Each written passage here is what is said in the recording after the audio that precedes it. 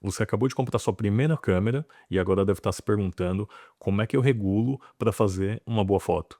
Quais as regulagens que eu tenho que fazer, o que que eu tenho que mexer na câmera para ela fazer uma foto boa. Fala galera, meu nome é Thiago Tagawa, eu sou fotógrafo e filmmaker e eu acho que essa é a primeira dúvida aí que muita gente deve ter quando pega a câmera na mão pela primeira vez.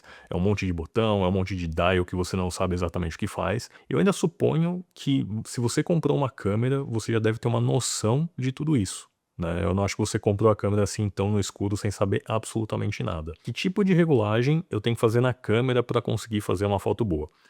Bom, gente, nas câmeras de hoje, nas câmeras mais modernas, eu tô pensando nas câmeras mirrorless, tá? As câmeras mirrorless, basicamente o que você tá vendo ali no LCD ou no viewfinder é a foto, né? Não tem muito realmente para mudar. Basicamente qualquer alteração que você faça em qualquer regulagem, você vê na hora se a foto tá ficando mais escura ou mais clara. A primeira coisa é, você não precisa fotografar o tempo todo no modo manual. Eu acho que é válido sim você aprender como funciona a sua câmera, o que cada dial faz, o que o diafragma faz, o obturador e o ISO. Mas não necessariamente você precisa fotografar o tempo todo no modo manual. Tem aqui dois modos que basicamente deixam a câmera semi-automática. Você vai ter algum controle, mas a câmera vai controlar vários outros fatores para poder fazer uma exposição mais correta. E esses modos são a prioridade de obturador e a prioridade de diafragma. Com elas eu consigo controlar basicamente o, o que eu considero assim as principais formas de você escolher o que que você quer priorizar. Como que funciona a velocidade do obturador? A velocidade do obturador basicamente é o que possibilita você congelar ou não a imagem. Quanto mais rápido o seu objeto estiver se mexendo, maior vai ter que ser a velocidade do seu obturador para poder congelar esse movimento. Ou, se você quiser deixar aquele rastro de movimento, você vai usar um obturador mais lento. Esse é um dos modos que possibilita você fazer muita coisa sem ter que realmente aprender, mexer em todas as funções da câmera ou ficar fazendo regulagens super rápidas. O outro modo é a prioridade de abertura. Com a prioridade de abertura, você escolhe o quanto da sua imagem vai estar em foco ou não. O diafragma é aquele número depois do F que tem na sua lente. Quanto menor ele for, quanto mais próximo de 1, maior é essa abertura do diafragma. Quanto maior for esse número, menor é a abertura do diafragma. Com esses dois modos, você já consegue fazer algumas fotos legais, né? Eu acho que já dá para você começar a usar a sua câmera.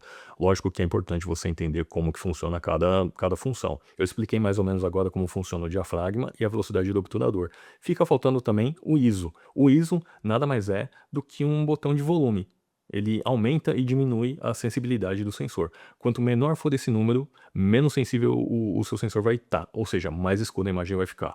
E quanto maior for esse número, mais sensível ele vai estar. Então, com o ISO mais alto, você consegue fazer fotos em lugares mais escuros. O problema é que, assim como numa caixa de som ou no alto-falante, quanto mais alto fica, mais distorção tem.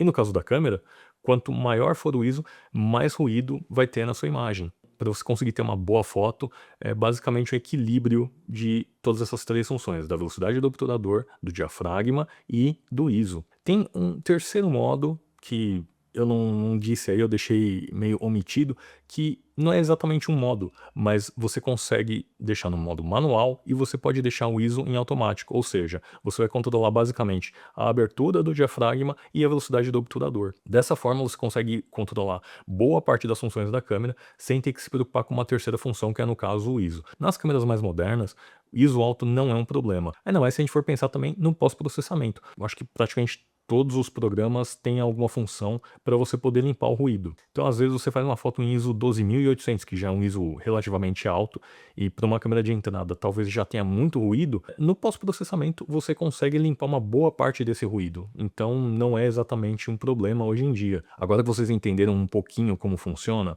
nesses três modos que eu citei, tem uma outra coisa que chama compensação de exposição. A câmera, ela é burra.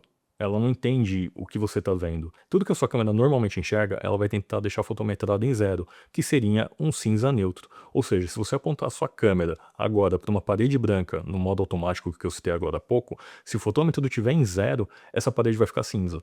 E se você apontar para uma parede preta, essa parede também vai ficar cinza.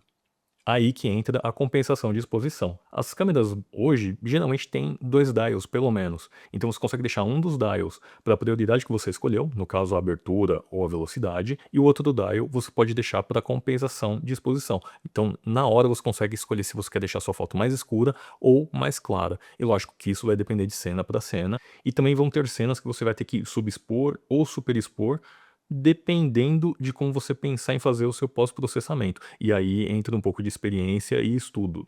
Usando esses 2 modos que eu falei agora, as suas fotos já vão sair minimamente bem expostas. Eu ainda não estou falando sobre a composição da imagem, então não dá para dizer que a sua foto vai estar necessariamente boa. Pode ser que ela esteja, pode ser que não.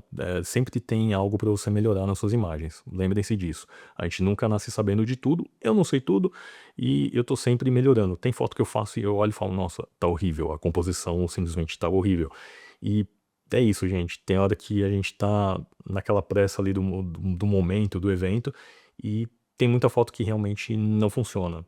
Com esses 2 modos, acho que você já consegue pegar a sua câmera e pelo menos fazer algumas fotos que vão estar minimamente ali bem expostas. A questão da compensação de exposição é uma coisa que eu acho que vai te dar um pouco mais de controle artístico ali para sua foto, tanto como a abertura e a velocidade do obturador. Eu acho que esse vai ser um bom ponto de partida para quem está começando a fotografar, para quem acabou de pegar a câmera e está querendo entender como ela funciona. Eu espero que tenha ajudado vocês de alguma forma.